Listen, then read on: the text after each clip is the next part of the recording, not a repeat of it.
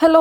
Welcome back to our channel be love. ఇప్పుడు ఈ plate, కత్తెర తీసుకొని ఎక్కడ బయలుదేరుతున్నానంటే, మన ఇంట్లో చెట్లకి పూలు పూసాయి. ఈ పూలన్నీ కోసి దేవుడి దగ్గర పెట్టి, దేవుడిని కొంచెంసేపు కాకబెడదాం రండి. మా ఇంట్లో ఎప్పుడు మా మమ్మీ పూజ చేసేది. అయితే కొన్ని సార్లు మా ఇంట్లో పూలు లేనప్పుడు పక్కింట్లోకి వెళ్ళి పూలు కోసుకొచ్చుకునే వాళ్ళం.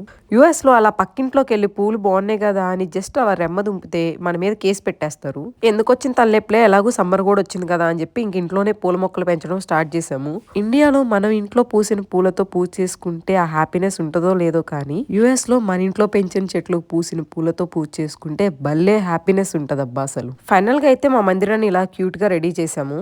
మీకు ఎలా అనిపించిందో కమెంట్ చేసేయండి. పూజ చేసేటప్పుడు కుంకుమ బొట్టు పెట్టుకోగాను పూజ చేస్తే మా అమ్మ పిచ్చి తిట్లు తిట్టేందండి అసలు.